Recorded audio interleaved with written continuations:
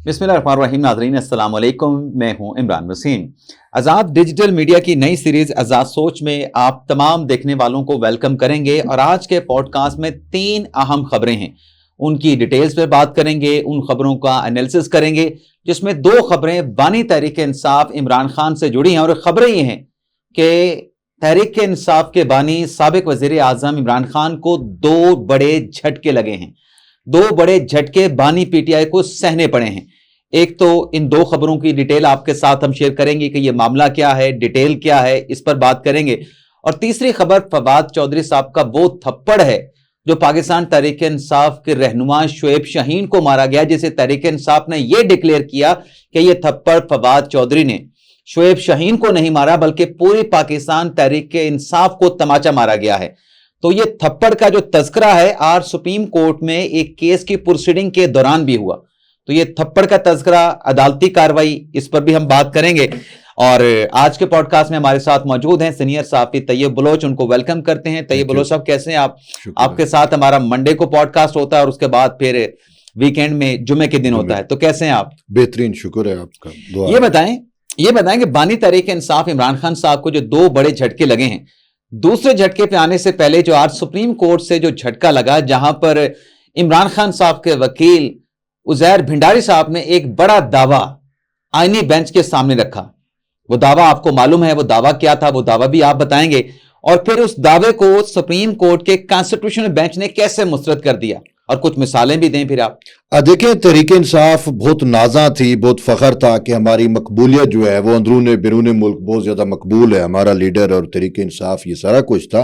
और इसी वजह से उन्होंने जो है ओवरसीज़ पाकिस्तानियों को वोट डालने के हक़ से मुतल्लिक सुप्रीम कोर्ट से रजू कर रखा है। शेख रशीद का तो अपने हल्के में मुश्किल से वोट पड़ता है, तो उसको बिरून मुल्क क्या मकबूलियत, लेकिन बानी पीटीआई की मकबूलियत थी किसी दौर में। तो बहरहाल उन्होंने उस टाइम ही जो है ये दरख्वास्त डाली थी और फिर ये मामला चलता चलता सुप्रीम कोर्ट में पहुंचा। और आज उसी नाजा यानी उसी नाज पे या उसी फखर पे जो है शायद उज़ैर भंडारी साहब अब हकीकत से कुछ दूर हैं, उनको नहीं पता कि लंदन में तहरीक इंसाफ का तो जनाजा निकल गया, उस पर हम बाद में डिस्कस करेंगे। लेकिन वो जो है आज उस कॉन्स्टिट्यूशनल बेंच में जो है वो कहते हैं कि जी एक्चुअली बानी पीटीआई इमरान खान साहब की ये दरखास्त है ना कि जो ओवरसीज पाकिस्तानी हैं उन्हें अपने मुल्क में वापस आए बगैर वोट का जिस मुल्क में मौजूद हैं, बरतानिया में हैं, अमेरिका में हैं, ब्राजील में बैठे हैं, डेनमार्क में बैठे हैं, नॉर्वे में बैठे हैं, जर्मनी में बैठे हैं, या मुत्तहिदा अरब अमीरात या सऊदी अरब में बैठे हैं, उनको पाकिस्तान आकर वोट डालने की बजाय जिस मुल्क में बैठ के वो अपना कमा रहे हैं, अपना खा रहे हैं, जहां पे रह रहे हैं, उसी मुल्क में उनको वोट डालने का जो कॉन्स्टिट्यूशन राइट है उससे मुतल्लिक फैसिलिटेट किया जाए। बिल्कुल, तो यही बात थी। और उन्होंने उज़ैर भंडारी ने कहा कि इस वजह से हमारी मकबूलियत से ये जो है नाला हैं, खौफजदा हैं, और तभी ओवरसीज पाकिस्तानियों को वोट का हक जो है वो नहीं दिया जा रहा, क्योंकि ओवरसीज पाकिस्तानी जो हैं वो तहरीक इंसाफ के वोट देते हैं और सबसे ज्यादा हमारा वोटर है और इमरान खान के वोटर हमारा, हाँ, हमारा वोटर जो है वो ज्यादा, ओवरसीज वोटर हमारा बहुत ज्यादा है बाकी पार्टियों की निस्बत। नहीं, उन्होंने कहा था कि हमारा वोटर है, सारा ओवरसीज पाकिस्तानी जितने भी हैं दुनिया भर में जहां जहां तारकीन वतन है वो सारा वोटर हमारा है, पीटीआई का, किसी और सियासी जमात का उसमें हिस्सा है ही नहीं। हाँ, तो फिर ये उनको जो है इसको नल एंड वाइड किया, उनके इस दावे को कॉन्स्टिट्यूशनल बेंच में जस्टिस मुसर्रत हिलाली ने। तो उन्होंने कहा कि ऐसा नहीं है कि सारा वोट जो है वो आपका नहीं है। अब जस्टिस मुसर्रत हिलाली के इस रिमार्क्स को अगर हम प्रैक्टिकली देखें, कॉन्स्टिट्यूशनल बेंच में की जो मेंबर हैं प्रैक्टिकली, इमरान खान साहब ने अभी जो मुज़ाकरात के दौरान वो एक कॉल दे रखी थी तरसीलाते ज़र वाली, हाँ, तो वो मुस्तरद हो गई।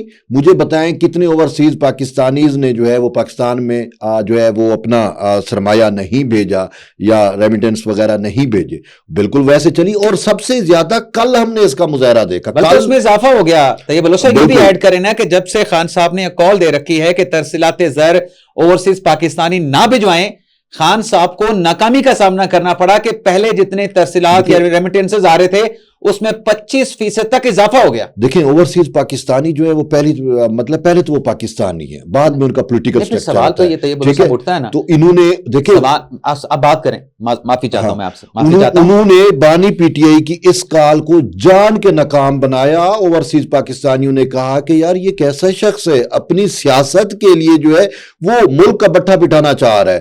تو انہوں نے اس میں غصے میں آ کے ناراض ہو کے انہوں نے ریمیڈنس زیادہ بھیجنا شروع کر دیے. انہوں نے کیا, یعنی کہ الٹا اثر پڑا.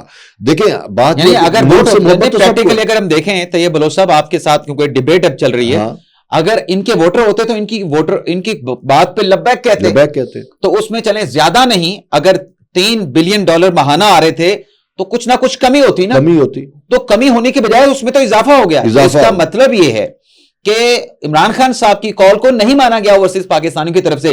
تو خان صاحب کیوں دعویٰ کر رہے ہیں کہ اوورسیز پاکستانی ابھی بھی ہمارے ساتھ ہیں, اور صرف یہاں پہ ناکامی کا نہیں سامنا کرنا پڑا, یہ دعویٰ تو سپریم کورٹ نے مسترد کر دیا.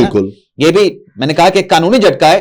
دوسرا جھٹکا, کل جو آرمی چیف کے خلاف انہوں نے پروٹیسٹ سٹیج کر رکھا تھا لندن میں پاکستانی ہائی کمیشن کے سامنے, اس کا احوال بھی بتا دیں. دیکھیں بات یہی ہے کہ جو سپریم کورٹ کے کانسٹیٹیوشنل بینچ کے ریمارکس تھے اور کل کا جو ان کا دعویٰ تھا کہ ہم نے جو ہے وہ ہائی کمیشن کے سامنے جو ہے وہ مظاہرہ کرنا ہے, باقاعدہ ایک کال دی ہوئی تھی, تو وہ بالکل انٹر لنک آپ کریں, ٹھیک ہے نا. اب جسٹس مسرت ہلالی کے یہ ریمارکس کہ آپ کی کوئی مطلب ووٹرز نہیں ہے, اور کل جو ہم نے دیکھا, کل تو تحریک انصاف کا جنازہ نکل گیا. ہم یہی دیکھتے تھے کہ برطانیہ کے تحریک انصاف کے دعوے کا نہیں, تحریک انصاف کا ہی جنازہ نکل گیا اس سائڈ پہ, کہ وہ اوورسیز یعنی کہ تحریک انصاف اوورسیز آپ کہہ لیں اس کا جنازہ نکل گیا, یا تحریک انصاف لندن آپ کہہ لیں, تحریک انصاف برطانیہ کہہ لیں, اس کا جنازہ نکل گیا تھا. کل جو ہے وہ کتنے لوگ ہیں, گنتی کے 50-60 لوگ تھے, اس سے زیادہ تو لوگ ہی نہیں تھے نا. تو اس وجہ سے پی ٹی آئی کو جو ہے وہ اب وہ جو دعوے ہیں وہ سب مسترد ہو گئے. عوام اب سیانی ہو چکی ہے, عوام اب ان کو مسترد کر چکی ہے. ان کی مقبولیت اندرون ملک بھی بیرون ملک بھی جو پاکستانی ہیں اور وہ جو ہے وہ ریجیکٹ کر چکے ہیں ان کو.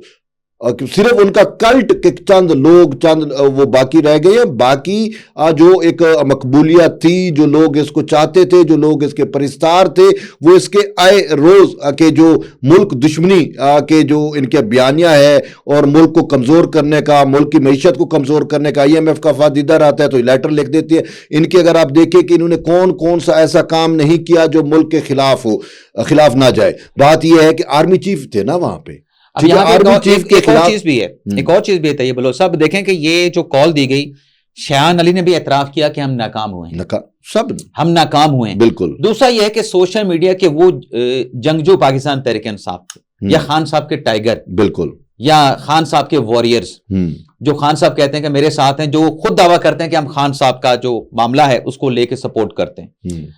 تو وہ لوگوں کو اکسانے والے, لوگوں کو ایسے احتجاج میں بھجوانے والے کہ آپ نے جانا ہے, آپ نے پروٹیسٹ کرنا ہے, قومی سلامتی کے ادارے کا سربراہ آرمی چیف وہاں پہ پہنچا ہے, آپ نے دنیا کو پیغام دینا ہے.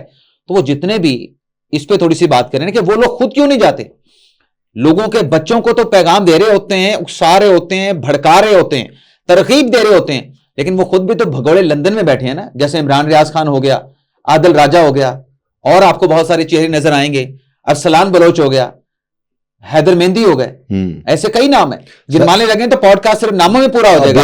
لیکن کسی نے شرکت نہیں کی, اور انہوں نے کرنی ہی نہیں. کیا اس پہ یہ جو پی ٹی آئی کے سپورٹر ہیں انہیں اپنے دماغ پہ زور نہیں دینا چاہیے کہ یہ ہمیں استعمال کرتے ہیں, خود ڈالرز کماتے ہیں, اور جب ایسا کوئی موقع آتا ہے کہ ان کو بھی شرکت کرنی چاہیے, جب آپ لوگوں کو کہہ رہے ہیں تو خود بھی تو پہنچے نا اس کو کور کرنے کے لیے, اس پہ رپورٹنگ کرنے کے لیے, تو یہ خود کیوں نہیں آتے؟ سر جو بات یہ ہے کہ انہوں نے تو کمرشلائزیشن ہے, ڈالرائزیشن ہے, انہوں نے ڈالر کمانے ہیں, جھوٹا بیانیہ بنانا ہے, اور وہی دراصل خرابی ہے تحریک انصاف کی. ایون کہ آپ تحریک انصاف کی کسی قیادت کے ساتھ بیٹھ جائیں, لیڈرز کے ساتھ بیٹھ جائیں, وہ سب سے زیادہ جو تان کرتے ہیں وہ انہی سوشل میڈیا انفلوئنسرز کو کہتے ہیں جن کا آپ نے نام بتایا ہے, ٹھیک ہے نا.